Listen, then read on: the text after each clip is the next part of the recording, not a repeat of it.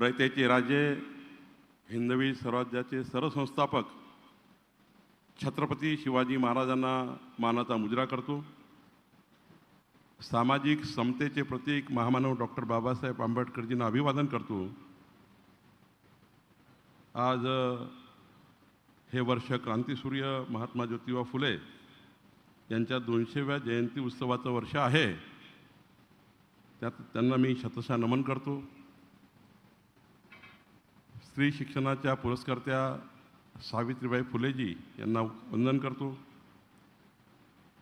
खरं तर आज भारतीय विद्यापीठाच्या 62व्या वर्धापन दिनानिमित्त या कार्यक्रमाला उपस्थित राज्याचे लोकप्रिय शालेय शिक्षण मंत्री दादा भुसेजी, आज ज्यांना आपण स्वर्गीय पतंगराव कदमजींच्या नावाचा सर्वोत्कृष्ट पुरस्कार दिला, ते आपल्या सर्वांचे आदरणीय पद्मश्री राजदीप सरदेसाईजी, माझे मित्र आमदार डॉक्टर विश्वजित कदमजी, डॉक्टर शिवाजी कदमजी, आनंदराव पाटीलजी, इंद्रजित मोहितेजी, माननीय आमदार भीमरावनाथ तापकीरजी, माननीय डॉक्टर विवेक सावजीजी, आमच्या आई साहेब विजयमाला पतंगराव कदमजी, आमच्या वहिनी अस्मिता या ठिकाणी आमच्या वहिनी स्वप्नालीताई कदमजी, डॉक्टर अस्मिता जगतापजी, व्यासपीठावर अनेक मान्यवर आहेत, त्यांची नाव घेऊ शकलो नाही, समोरही अनेक मान्यवर बसलेले आहेत, त्यांनी सर्वांनी क्षमा करावी, कारण थोडा सर्वांनाच उशीर झाला आहे। समोर बसलेले स्वर्गीय पतंगरावजी कदम साहेबांचे स्वप्न पूर्ण करण्याकरता, त्यांचा संकल्प पूर्ण करण्याकरता या विद्यापीठाला जगातलं सर्वोत्कृष्ट विद्यापीठ करण्याचा जो संकल्प केलेला, असे सर्व प्राध्यापक शिक्षक या ठिकाणी उपस्थित बंधू भगिनी, खरं तर मी सर्वप्रथम या विद्यापीठाचे संस्थापक कुलपती स्वर्गीय डॉक्टर पतंगरावजी कदम साहेबांना मी आदरांजली व्यक्त करतो। खरं तर या पुणे जिल्हा, पुणे शहर, पश्चिम महाराष्ट्राला शिक्षणाची पवित्र भूमी निर्माण करण्याकरता ज्या व्यक्तिमत्वाचे योगदान आहे, यामध्ये सर्वात मोठं नाव स्वर्गीय पतंगराव कदमजीचं आहे। याबद्दल मला या गोष्टीचा अभिमान आहे, कारण पुणे हे देशातील, जगातील जर एक कुठल्या भूमिकेत ओळखलं जातं, त्याचं नाव आहे की शिक्षणाचं माहेरघर पुणे आहे। अशा या पुणे शहरामध्ये खऱ्या अर्थाने शिक्षणाची भूमिका घराघरात पोचवण्याकरता जे पवित्र कार्य माननीय पतंगराव कदमजींनी केलं, खरं तर आपल्या सर्वांकरता गौरव आहे की आज भारतीय विद्यापीठाच्या 62व्या या ठिकाणी वर्धापन दिनाच्या सोहळ्याला आपण सर्व उपस्थित आहोत, आणि मी सरदीप देसाईजी, दादा भुसेजी उपस्थित आहोत। आमच्या सर्वांकरता आजचा दिवस फारच अभिमानाचा आहे खरं तर।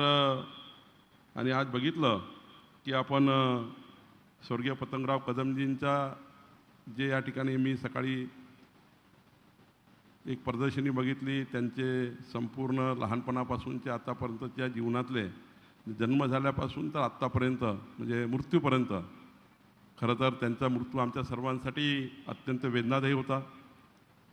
इतक्या कमी वेळात ते आपल्यातून निघून जातील हे कुणालाही वाटलं नाही। खरं तर ते अजून काही काळ शिल्लक असते तर या ठिकाणी या महाराष्ट्राला अजून नवी उंची मिळण्याकरता स्वर्गीय पतंगराव कदमांची मोठी भूमिका असती, हे या ठिकाणी या महाराष्ट्राने बघितलं आहे। खरं तर या ठिकाणी ज्या जिद्दीने आणि दूरदृष्टीने या वटवृक्षाची लागवड, या एक छोट्या वृक्षाची लागवड माननीय पतंगराव कदमजींनी केली, आज हे वटवृक्ष जे निर्माण झालं आहे, आणि आज या वटवृक्षाची लाखो फळं आपल्या देशातले, राज्यातले विद्यार्थी या ठिकाणी घेतात आहे, आणि जगामध्ये नाव कमवण्याचं काम आज जगामध्ये अनेक देशामध्ये आणि भारतामध्ये अनेक राज्यामध्ये आपल्या विद्यापीठाचे विद्यार्थी हे आपल्या विद्यापीठाचं नाव या ठिकाणी उंच करतात आहे। ही भूमिका या ठिकाणी अत्यंत महत्त्वाची आहे। खरं तर हे विद्यापीठ काही एक वास्तू आणि निर्जीव वस्तू नाही आहे, तर ज्या विचाराच्या भरोश्यावर भारतीय विद्यापीठ तयार झालं, त्या विचाराचे असंख्य झरे आज जगात, महाराष्ट्रात, देशात पाझरत आहे।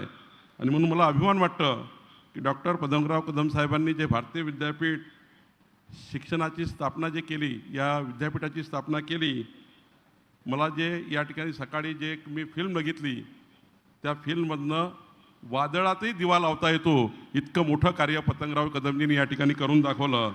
आणि आज या संपूर्ण दिव्याचा प्रकाश जगात लखलखतो आहे, हे या ठिकाणी आपल्याकरता महत्त्वाचं आहे. खरं तर जो वाचायला शिकतो तोच देश घडवतो. आज जगामध्ये जे उच्च स्थानावर व्यक्तिमत्व आहेत, अनेक ठिकाणी आहेत, आय टीमध्ये आहेत, अनेक सेक्टरमध्ये आहे, डॉक्टर आहे, अभियंते आहे, शास्त्रज्ञ आहे, आदी अनेक मान्यवर या देशामध्ये राज्यामध्ये कितीतरी नाव घेता येईल आपल्याला. या 62 वर्षाच्या प्रवासामध्ये असे कितीतरी विद्यार्थी आहे ज्यांनी आपल्या देशाचं नाव उंच केलं आहे. आणि त्यामुळं ती विद्यार्थी भारतीय विद्यापीठाने घडवले याबद्दलचाही अभिमान माझ्यासारख्या कार्यकर्त्याच्या मनात आहे. खरं तर जेव्हा 1964 ही जेव्हा त्यांनी शिक्षणाचे बीजारोपण केलं, तेव्हा विद्यापीठातलं म्हणजे गल्लीतलं विद्यापीठ, गल्लीतली शाळा अशी हेटाळणी त्या काळात व्हायची. पण पतंगराव कदमजींनी हा विश्वास तयार केला होता की मी एक दिवस या गल्लीतल्या शाळेला या देशातलं सर्वात चांगली युनिव्हर्सिटी करून दाखवेल. हाही त्या ठिकाणी एक मोठा विश्वास पतंगराव कदमजीच्या माध्यमातून या ठिकाणी पूर्ण झाला. आणि त्यामुळे हेही आपल्याकरता अभिमानाचं आहे. खरं तर विद्यापीठाचे कुलपती म्हणून या ठिकाणी अनेक गोष्टी आपल्याला सांगता येईल की आपल्याला त्यांनी सर्वांना कसं जगाला शिकवलं आहे, ते कशा परिस्थितीत आले, कशा परिस्थितीतून शिकले. जेव्हा त्यांची फिल्म मी बघितली तर डोळ्यात अश्रू यायचे. इतका म्हणजे शून्यातनं विश्व निर्माण करणारा एक व्यक्ती, आणि ज्या व्यक्तीने आज एवढा मोठा ठेवा आपल्यासमोर ठेवलेला आहे, जो आपल्या सर्वांना एक उच्च स्तराची प्रेरणा घेता येईल. म्हणजे एक 5 मिनिटाचा त्यांचा इतिहास जरी आपण वाचला तरी आपल्या जीवनामध्ये आमूलाग्र बदल आपण करू शकतो. इतका मोठा इतिहास पतंगराव कदमजीने आपल्याला दिला. टाचणीवर जरी उचललं तरी आपल्या जीवनामध्ये आपण नवीन उंची मिळू शकतं, इतकं कार्य त्यांनी केलं आहे. आणि त्यामुळं या ठिकाणी भारतीय विद्यापीठाच्या यशाचं, विस्ताराचं, विश्वासाचं आणि प्रगतीचं जर आपण विचार केला, याचं रहस्य काय आहे, तर मला कोणी विचारलं तर मी हे सांगेलच की कदम साहेबांच्या कर्तृत्वात जे आकाशात उत्तुंग झेप जी ज्या विद्यापीठाने घेतलेली आहे, खरं तर याचं यश काय, तर पतंगराव कदम साहेबांनी त्यांच्या जीवनामध्ये जे जे पदं मिळवलीत किंवा त्यांना जे पदं मिळाली, त्यांनी कधी पदाकडे ते गेले नाही, पदं त्यांच्याकडे चालून आले आहेत. त्यांचं जीवन बघा. लोक तर पदं मागण्याकरता काय काय करतात, पण पदाच्या मागं न धावणारा असं व्यक्तिमत्व, जे पदं त्यांच्या मागं धावत गेलेत, आणि हे या ठिकाणी खऱ्या अर्थाने या महाराष्ट्राने बघितलं. आणि म्हणून त्यांच्या जीवनात सर्वात महत्त्वाचं मी बघितलं, ते किती उंचीवर होते पण त्यांचे पाय हे नेहमीच जमिनीवर राहिले आहे. हे सर्वात महत्त्वाची त्यांच्या भूमिकेतनं या ठिकाणी खऱ्या अर्थाने मला माहिती आहे.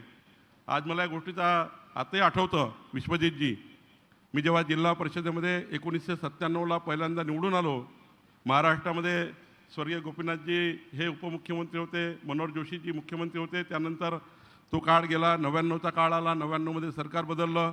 आणि मी जेव्हा 99-2000 जानेवारीचा काळ असेल, त्या काळामध्ये मी जेव्हा पतंगराव कदमजींना भेटायला गेलो जिल्हा परिषद सदस्य म्हणून, ज्या पद्धतीचं त्यांचं रिसिव्हिंग होतं, एक छोटा जिल्हा परिषद सदस्य, तोही भारतीय जनता पक्षाचा, काय संबंध नाही, 800 किलोमीटर दूर राहतो नागपूरला, आणि काहीच संबंध नाही.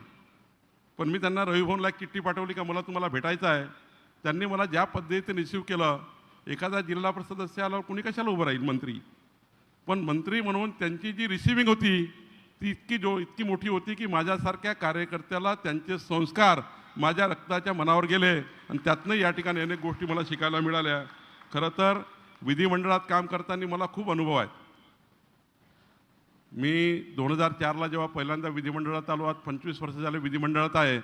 विधिमंडळाचं कामकाज, मंत्री म्हणून कामकाज, एक नेता म्हणून कामकाज, समाजाच्या शेवटच्या गरीब माणसाच्या कल्याणाची भूमिका, आणि समाजाच्या शेवटच्या माणसाचं जे मत आहे ते मत हे दान नसतं, मत हे कर्ज असतं.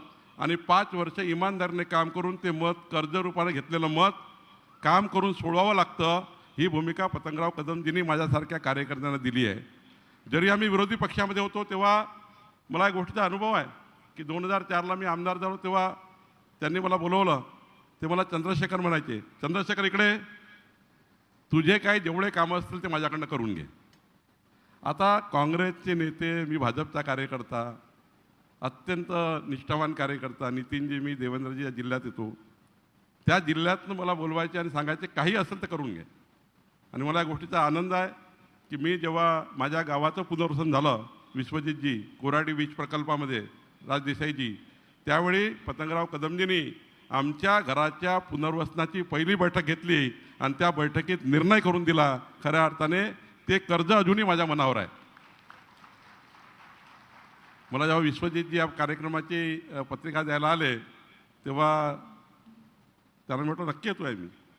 त्यांनाही माहीत आहे रविवारी कुठंच जात नाही मी, रविवारी नागपुरात राहावं लागतं, कारण देवेंद्रजी असतात, नितीनजी असतात, आज मुख्यमंत्री नागपुरात आहे.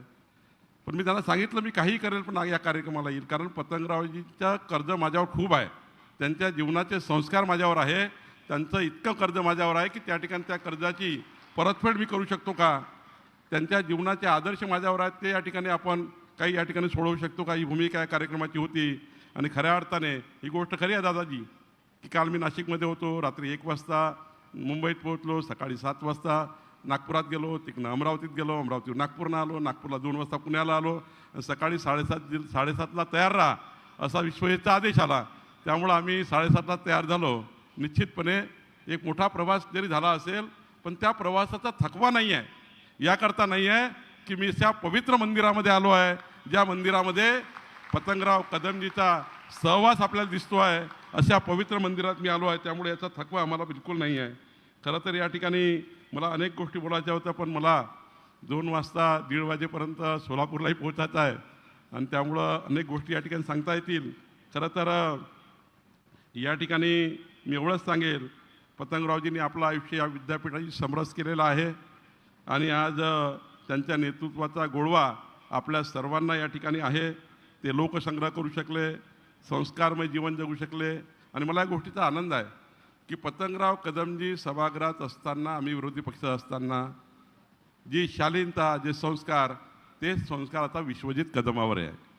जेव्हा ते सभागृहामध्ये, जेव्हा विश्वजित कदमजी सभागृहात उभे होतात तेव्हा आम्ही पतंगरावींचं प्रतिकृती त्यांच्यामध्ये बघतो आहे आणि त्यामुळं ते तेवढ्याच संस्काराने उभे राहून या ठिकाणी आपले प्रश्न आमच्या सरकारसमोर मांडून त्या प्रश्नाची संपूर्ण निर्णय होतपर्यंत सभागृहात भांडण्याची पद्धती या ठिकाणी करण्याची या ठिकाणी त्यांची क्षमता आहे. त्यांनी मला म्हटलं महसूल मंत्री म्हणून चांगलं काम करतात आहे, पण खरं तर मला एक गोष्ट पुन्हा या ठिकाणी सांगायची आहे पतंगराव कदमजीची. पतंगरावजी किती घाईत असायचे, किती गडबडीत असायचे, कारण राज्याचा महसूल मंत्री घाईतच असतो, तो नेहमी घाईत असतो. कारण त्या ठिकाणी शेवटी अनादिकालापासून विचार केला तर 2 खाते अत्यंत महत्त्वाचे आहे. आपले दादा भुसे साहेब, तुम्ही काही वेगळं घेऊ नका, असं वाटू नये. शिक्षण मंत्री महत्त्वाचेच आहे. विकसित भारताचा संकल्प करायचा असेल, प्रधानमंत्री मोदींचा संकल्प पूर्ण करायचा असेल तर नव्या शिक्षण नीतीसोबत डॉक्टर भुसेजी आपलं खातं हे या ठिकाणी विकसित महाराष्ट्र, विकसित देशाकरता अत्यंत महत्त्वाचं आहे, जे राजदेसाई साहेबांनी या ठिकाणी मांडलं आहे. या देशाला विकसित करायचं असेल, राज्याला विकसित करायचं असेल, 2047चा विकसित भारत, जगातला सर्वोत्तम भारत, जगातला उत्तम भारत, जगातला श्रीमंत भारत निर्माण करायचा असेल, शिक्षणाशिवाय तर होऊच शकत नाही. त्यामुळे शिक्षण खातं अत्यंत महत्त्वाचं आहे. पण अनादिकालापासून 2 खात्याचे महत्त्वाचे विभाग, 2 खाते अत्यंत महत्त्वाचे आहेत. ते इंग्रजाचा काळ असो, मोगलांचा काळ असो, 2 खाते अत्यंत महत्त्वाचे आहे. ज्यामध्ये पहिलं खातं आहे जे ग्रह खातं, ज्यातनं झोपून उठल्यापासून झोपतपर्यंत मनुष्याच्या जीवाचं रक्षण करण्याची जबाबदारी गृह खात्याची आहे आणि जनतेच्या मालमत्तेचं जतन करण्याची जबाबदारी ही महसूल खात्याची आहे. आणि त्यामुळं महसूल खातं नेहमीच त्या ठिकाणी बिझी असतं. पण मला या गोष्टी या ठिकाणी मी का काढलं की पतंगराव कदमजी जेव्हा महसूल मंत्री होते किंवा अनेक मंत्रिपदा होते, किती गर्दी असायची, माझ्यापेक्षा 10 पटीने जास्त गर्दी असायची. आणि ती गर्दी असताना ते मला ते आठवतं, प्रत्येक गरीब माणसाच्या, कुठलाही व्यक्ती असो, प्रत्येक कागदावर ते स्वतः सही करायचे, प्रत्येक कागदावर, प्रत्येक अर्जावर. त्यांनी मला सांगितलं होतं, चंद्रशेखर, जर आपण समोरच्या व्यक्ती आला आणि त्याच्यासमोर मंत्री म्हणून सही केली, त्याचा परत जाण्याचा आनंद एवढा वाटतो की माझ्या पत्रावर मंत्र्यांनी सही केली आहे, माझं काम नक्की होणार आहे. आणि ही प्रेरणा जर कुणाकडनं घेतली तर मी पतंगराव कदमकडनं घेतली. स्वर्गीय पतंगराव कदमजींनी मला ही प्रेरणा दिली. माझ्याकडे कुणी आला तर मी बिना सहीनी राहतच नाही, मी सही केल्याशिवाय जातच नाही. आणि त्यामुळं खऱ्या अर्थाने या ठिकाणी जर आपल्याला लोकाभिमुख, पारदर्शी आणि गतिमान सरकार चालवायचं असेल, एकडे आपण छत्रपती शिवाजी महाराजांच्या नावाच्या घोषणा करतो, पण छत्रपती शिवाजी महाराजांच्या राज्य सरकारमधला तेव्हाचा महत्त्वाचा त्या ठिकाणी प्रेरणा काय होती? कुठलंही सरकार असो, ते कुणाचंही सरकार असो, काँग्रेसचं असो, भाजपाचं असो, सरकार काही कुणाचे परमनंट नाही. कोणी अमरपट्टा घेऊन आले नाही आहे. आज कोणी पदावर आहे, उद्या कोणी असेल. का स्वर्गीय पतंगरावजी महसूल मंत्री होतो, आज मी महसूल मंत्री आहे. हे चालणार आहे, हा रथ चालणार आहे, ही चाकं चालणार आहेत. आज कोणी असणार, उद्या कोणी असणार आहे. पण या ठिकाणी मला या गोष्टीचा आवर्जून या ठिकाणी सांगायचं आहे की छत्रपती शिवाजी महाराजांची जी प्रेरणा होती गतिमान सरकारची, पारदर्शी सरकारची, लोकाभिमुख सरकारची, ही भूमिका स्वीकारावी लागेल. त्याशिवाय विकसित राज्य होऊ शकत नाही. आणि म्हणून या भूमिकेतनं या ठिकाणी आमचं सरकार आणि खास करून देवेंद्र फडणवीसजी, एकनाथ शिंदेजी, सुनेत्रा पवारजी, आम्ही या भूमिकेत काम करण्याचा विचार करतो आहे. ठीक आहे, सरकारकडनं चुका होत असतात, काम करताना चुका होत असतात, काही त्या अनावधानाने होत असतात. शेवटी जे काम करतील त्यांच्याकडनं चुका होणारच आहे. त्यामुळं त्याच्याकरता पतंगराव कदमजींनी सांगितलं होतं, चुका होऊ दे, चुका होणार आहेत काम करताना, आपण काही परमेश्वर नाही आहोत.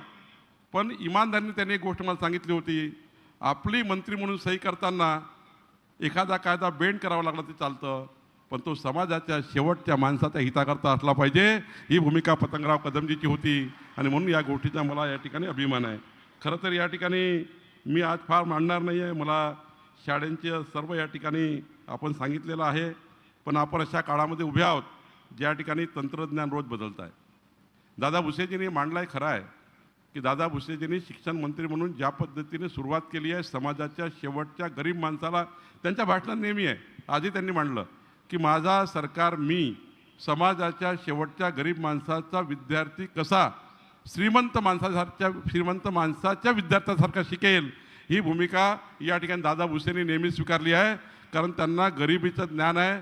पतंगरावजींना गरिबीचं ज्ञान होतं, म्हणूनच त्यांनी एवढं मोठं विद्यापीठ तयार केलं. पण शिक्षण मंत्री म्हणून काम करताना दादा भुसेजींचा एक स्वभाव आहे की ते समाजाच्या शेवटच्या गरीब माणसाच्या विद्यार्थ्याला श्रीमंताच्या विद्यार्थ्यासारखं शिक्षण मिळावं, ही भूमिका त्यांची आहे. आणि म्हणून तंत्रज्ञानाची जोड या ठिकाणी मिळत आहे. आणि म्हणून या ठिकाणी आज देवेंद्र फडणवीस सरकारने आर्टिफिशियल इंटेलिजन्स AIच्या माध्यमातून संपूर्ण विद्यापीठ, शिक्षक आणि कर्मचारी, प्राध्यापक या सर्वांनी आता पुढच्या काळाला एक मोठं चॅलेंज आपल्यासमोर आहे. आणि त्यामुळं आपल्याला आता विद्यापीठामध्ये आपण तर स्वीकारलंच आहे, पण पुढच्या काळामध्ये अजून या ठिकाणी AIच्या माध्यमातून आपल्या सर्व या ठिकाणी टेक्नॉलॉजीमध्ये, शिक्षणामध्ये या ठिकाणी आपल्या सर्वांना समावेश करावा लागणार आहे. आता राजदेसाईजी, आमच्या सरकारने आता AI 2025ची पॉलिसी आणलेली आहे. त्या पॉलिसीमध्ये महाराष्ट्रामध्ये 1,500 कोटीची गुंतवणुकीचे करार आपण केले आहेत.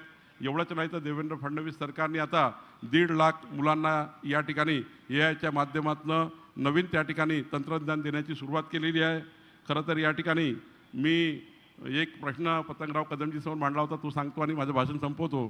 खरं तर तुम्हाला उशिरा आठवला की मी जेव्हा विधिमंडळात ते लिहिला गेला आहे की कदम साहेब, मी असं म्हटलं होतं सभागृहात, मी फार छोटा होतो, त्यांनी मी म्हटलं होतं की विद्यार्थ्याच्या शिक्षणाकरता जे कास्ट सर्टिफिकेट, डोमेसाईल सर्टिफिकेट किंवा एक 12 प्रकारचे डॉक्युमेंट लागतात, त्या डॉक्युमेंटला सरकारने कुठली फी घेऊ नये, कुठलाही स्टॅम्प पेपर लागू करू नये.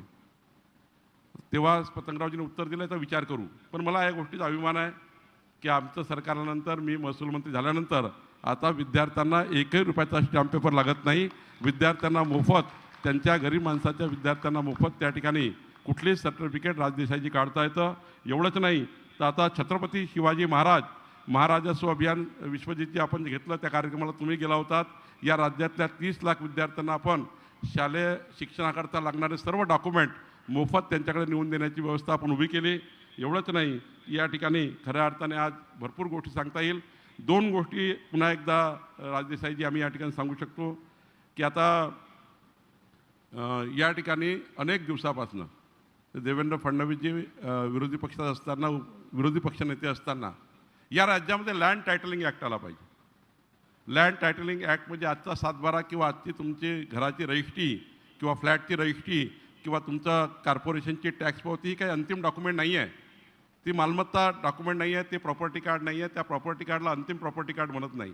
जोपर्यंत या राज्यामध्ये लँड टायटलिंग ॲक्ट येत नाही, देशामध्ये कुठेही लँड टायटलिंग ॲक्ट नाही, आपली प्रॉपर्टीचं जर लँड टायटलिंग कन्क्लुजिव्ह त्या ठिकाणी निश्चित प्रॉपर्टी कार्ड मिळालं तर जगातल्या कुठल्याही देशात जर गेलं तरी तुमचं घर हे कॅश प्रॉपर्टी म्हणून समजण्यात येतं. जगामध्ये संपूर्ण दुबईपासून संपूर्ण जगामध्ये लँड टायटलिंग ॲक्ट असल्यामुळं दुबईच्या कुठल्याही घरावर कुठल्याही प्लॉटवर इंडियाचा माणूस इन्व्हेस्टमेंट करू शकतं इथनं बसल्या बसल्या. पण आज महाराष्ट्रात करता येत नाही कारण आपण लँड टायटलिंग ॲक्ट नाही आपल्याकडे. आपली जमीन आपला सातबारा किंवा आपली फ्लॅट्स हा त्या ठिकाणी क्लास 1 प्रॉपर्टी म्हणून लँड टायटलिंग ॲक्टमध्ये न आल्यामुळं कन्क्लुजिव्ह त्या ठिकाणी प्रॉपर्टी नाही आहे, ती निश्चित प्रॉपर्टी नाही आहे. पण या ठिकाणी राजदेसाईजी, मी आपल्याला या ठिकाणी आवर्जून सांगेल, आपण या ठिकाणी खूप मोठं काम केलं आहे. महाराष्ट्राची उंची देशभर वाढवण्याचं काम आपण केलं. या महाराष्ट्राला उंची देण्याचं, या महाराष्ट्राचे देशाचे प्रश्न सरकारसमोर आणण्याचं आपण काम केलं. आपल्यावर 2 तास 3 तास बोललं तरी कमीच आहे, एवढं मोठं कर्तृत्व आपलं आहे. पण मी या ठिकाणी आवर्जून आपल्याला सांगेल, आपण व्यासपीठावर आहे. या राज्यातला, या देशातला पहिला कायदा हे राज्य सरकार करणार आहे. जे पतंगराव कदम साहेबाच्या काळापासून सुरू होता तो कायदा आता अंतिम होणार आहे. या राज्यामध्ये लँड टायटलिंग ॲक्ट येत आहे, जेणेकरून आपली प्रॉपर्टी जे घरी या ठिकाणी बसलेल्या सर्व व्यक्तीची प्रॉपर्टी, तुमच्या सर्व राज्याच्या 14 कोटी जनतेची प्रॉपर्टी ही आता निश्चित प्रॉपर्टी म्हणून जगातल्या कुठल्याही देशामध्ये ती कॅश करता येईल असा प्रॉपर्टी ॲक्ट आपण आणतो आहे आणि याकरता आपण काम करतो आहे.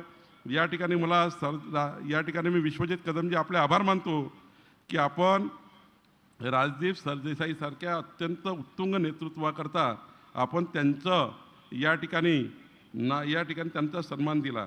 खरं तर या ठिकाणी प्रसिद्ध पत्रकार, संपादक अनेक गोष्टी या ठिकाणी त्या मानपत्रामध्ये आहेत, तुम्ही त्या ऐकलेल्या आहेत, त्यामुळे त्यात मी जात नाही. पण या ठिकाणी मला या गोष्टीचा अभिमान आहे की सरदीप राजदेसाईसारखे एक अत्यंत उच्च पत्रकारिता क्षमता असणारे व्यक्तिमत्व या देशात आहे. म्हणून या देशाची पत्रकारिता आज जगातली सर्वात उंच पत्रकारिता आहे. याबद्दलच्याही मला या गोष्टीचा अभिमान आहे आणि त्यांचा रिस्पेक्ट खूप आहे. खरं तर आम्हाला सर्वांना रिस्पेक्ट आहे. आणि राजदेसाईची ही गोष्ट खरी नाही राहिली. आता तुम्ही म्हटलं की सरकारच्या लोकांना प्रश्न विचारत नाही. आता तर राजदेसाईची सकाळी 6ला सुरू झालं की रात्री 1 वाजता आम्हालाच लोक झोडतात दिवसभर. त्यामुळे इतकं झोडतात की, आणि ते ठीकही आहे, योग्य आहे, आमचं काही मत नाही आहे. पण मला या गोष्टीचा या ठिकाणी अभिमान आहे की राजदेसाईजींनी लिहिलेलं प्रत्येक लेखन, प्रत्येक त्यांचा उच्चार हा कुठल्याही सरकारने सर्वोच्च मान्य केला आणि त्यांनी सांगितलेल्या सूचनाचं पालन सर्वच सरकारने आतापर्यंत केलं. आणि म्हणून या देशामध्ये अनेक गोष्टी सुधारणा होण्याचं काम, या देशामध्ये अनेक गोष्टीच्या सुधारणा झाल्या. याचं एक उत्तम उदाहरण म्हणजे राजदेसाई साहेब आहे. त्यांचं मनापासून या महाराष्ट्राच्या जनतेच्या वतीने मी त्यांचं या ठिकाणी आभार मानतो आणि विश्वजितची आपले आभार मानतो की आपण या ठिकाणी राजदेसाईची निवड केली, त्यांना तो पुरस्कार दिला, त्या पुरस्काराची उंची वाढली. गोष्ट खरी आहे दादा भुसेजी, या पुरस्काराची फार मोठी उंची वाढलेली आहे. खरं तर आज मला या गोष्टीचा आनंद आहे. मी या पवित्र या ठिकाणी सहवासामध्ये आहे, ज्या ठिकाणी पतंगराव कदमजी अदृश्य रूपाने आहेत, त्यांचा सहवास आपल्याला लाभतो आहे. आणि खरं तर आज माझ्याकरता अत्यंत महत्त्वाचा दिवस आहे आणि म्हणून या ठिकाणी मी एवढंच सांगेल, एक स्वार्थ आहे माझा येण्याचा. विश्वजितजी आता त्यांना वाटलं असं काय मागतं काय नाही, असा कुठला व्यक्ती जगात नाही ज्याला स्वार्थ नसतो.